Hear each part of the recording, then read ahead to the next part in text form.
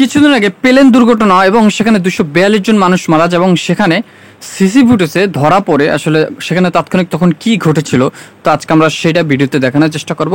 তো চলো দেখে আসি কি হয়েছিল সেদিনকার ঘটনা। এটা হলো হয়তো হসপিটাল ওই পাশে পড়ছে, প্লেনটা ক্রাশ হয়েছে এই পাশে সাইডে আর কি সিসি ফুটেজ। এটা হলো হসপিটালের ভিতরে সিসি ফুটেজ, সিসিটিভির ফুটেজ আছে।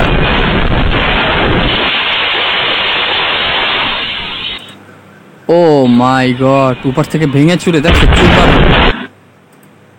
মানে সিসিটিভিতে যতটুকু দেখা গেছে যে উপর থেকে ভেঙে পড়ে গেছে এবং চারপাশ থেকে মানে বিশাল আকৃতির একটা শব্দ তৈরি হয়েছে এবং সেখানে ছিন্ন বিচ্ছিন্ন সব কিছু এখানে দেখতে পাচ্ছ। রাস্তায় মানুষ আতঙ্ক সৃষ্টি হয়ে গেছে, মানে এত ভয়াবহভাবে দেখতে পাচ্ছ। এখানে ব্লাস্ট হয়েছে, মানে আগুনের গোলা দাউ দাউ করে চলছে। এখন একটা কথা কি দেখো, জ্বলবে তো অবশ্যই, যেহেতু পেট্রোল সোজা আমরা যতটুকু ফিউল, যারা জানে না হয়তো বা অনেকেই জানে না, ফিউল আদৌ পেট্রোল আর ফিউল একই জিনিস। একটা এখানে যারা মারা গেছে প্রত্যেকে 241 জন মানুষ মারা গেছে এবং সেখানে দেখা যায় যে মানে অনেকেই পেট্রোলে পুরো জায়গায় নিমেষেই মানে ধ্বংস হয়ে গেছে। মানে একটা জিনিস কি, একটা জীবন্ত মানুষ, জলজন্ত একটা মানুষ যদি ডাইরেক্ট পেট্রোলে পুড়ে ছাই হয়ে যায়, একেবারে অনেকের যে মাংস মানে বোঝার কোনো উপায় নেই, যে চেহারার আকৃতি বোঝার কোনো সাধ্য কারণ নাই, এমনভাবে মানুষের বিকৃতি ঘটছে ওখানে। এখানে দেখতে পাচ্ছ আগুন দাউ দাউ করে জ্বলছে।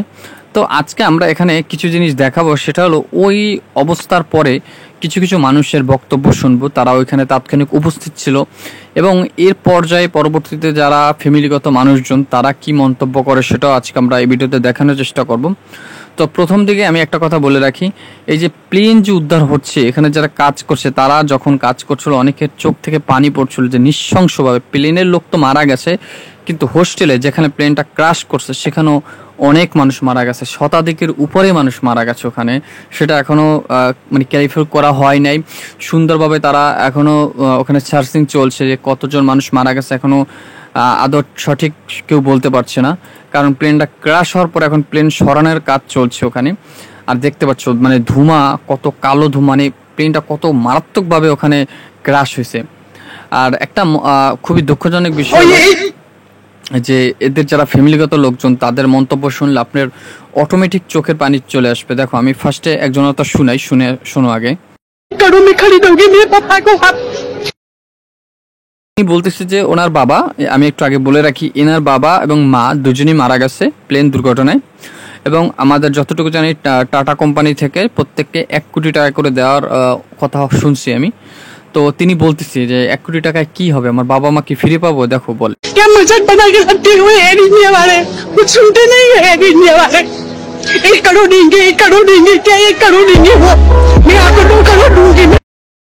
মানে উনি ওনারে 1 করোড় দেওয়ার কথা বলছে, মানে 1 কোটি টাকা দেওয়ার কথা বলছে। উনি বলতেছে ইন্ডিয়ার মানুষজন আমাদের মজা মনে করছে, আমি 2 কোটি টাকা দেবো আমার বাবা মাকে ফিরিয়ে দিতে।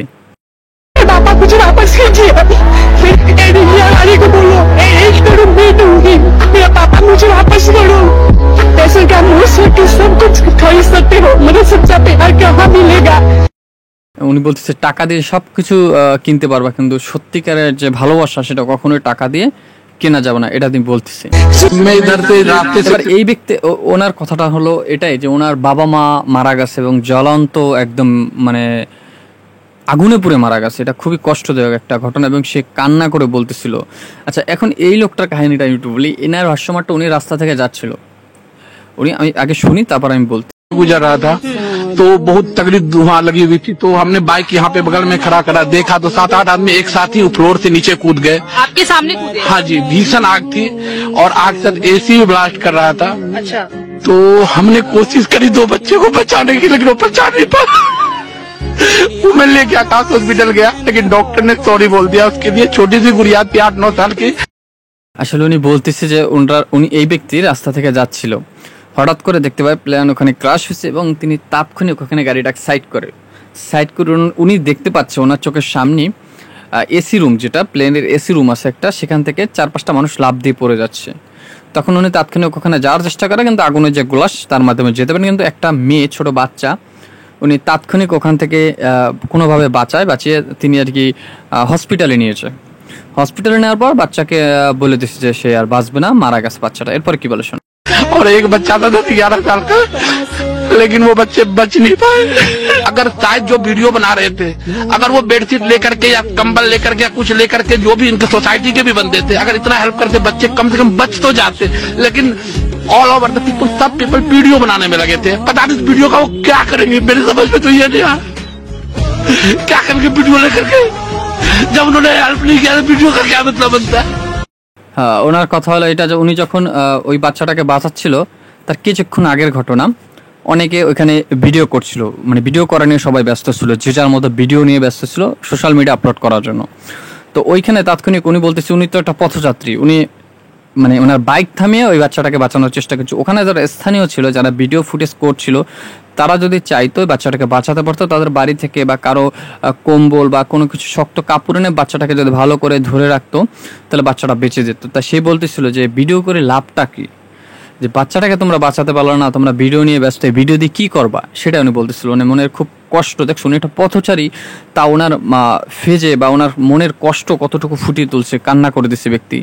এটা হলো মানুষত্ব। এই ব্যক্তির মধ্যে যতটুকু মানুষত্ব দেখা যাচ্ছে, ওখানে অনেকেই আছে যারা আমাদের সমাজে এরকম অনেক ব্যক্তি আছে যারা মনে করো মানুষের অঘটন বা মানুষের যদি খারাপ কোনো কিছু ঘটে বসে বসে তামাশা দেখে। আর কিছু পাবলিক আছে যারা ভিডিও করা নেই ব্যস্ত, যে ভিডিও করলেই মনে হয় অনেক সময় চলে যাচ্ছে, ভিডিও করতে হবে, এই সময় পাবে না। তো এই পাবলিকগুলোর জন্যই আসলে সমাজে এই সমস্যা। আর এই উনি বলতেছে যে ভিডিও করার জন্য বাচ্চাটা মারা গেছে। যারা ভিডিও করছিল, যারা যদি তাৎক্ষণিক কোনো কম্বল বা শক্ত কোনো কিছু বাচ্চাটাকে ধরতো তাহলে বাচ্চাটা হয়তো বেঁচে যেত। ওনার কথা এটা খুবই কষ্টদায়ক। তো আমরা এটাই বলতে চাই যে আর আমি খুবই কষ্টদায়ক একটি ভিডিও এগুলো। আর আমাদের ভারতের বুকে এরকম একটা ঘটনা ঘটে গেছে, খুবই কষ্টদায়ক। এরকম এর আগে পরে এরকম ঘটনা ঘটেনি। আর এই যে প্লেনটা দেখতে পাচ্ছ, এই প্লেনটা কিন্তু মানে আধুনিক 11 বছর বয়স হয়েছে প্লেনটার। তো আধুনিক যত সুযোগ সুবিধা এই প্লেনের মধ্যে আছে। আজ পর্যন্ত পৃথিবীর কোথাও এই মানে এই মডেলের প্লেন এরকম ক্রাশ হয়নি। আর ডাবল ইঞ্জিন ফেল খাওয়াতো এরকম কখনোই, মানে ডাবল ইঞ্জিন নষ্ট হওয়ার মতো ঘটনা এর আগে পরে কখনো ঘটেনি, এই প্রথম। এবং সেটাই ভারত বুকে। এবং 241 জন লোক, মানে 242 জন টোটাল গেছে, এখান থেকে একজন বেঁচে ছিল। তো এটাই ছিল দেখানোর। আর কিছু এই যে দেখতে পাচ্ছ বাম সাইডে কর্নারে মানুষগুলো কিভাবে কি হয়েছে। তো আমরা আর ভিডিওটা বড় করবো না, এখানে শেষ করতে চাই। কষ্টদায়ক দুঃখজনক ভিডিও। ভালো থাকো তোমরা সবাই, দেখা হবে নেক্সট কোনো ভিডিও নিয়ে। ততক্ষণ বাই বাই।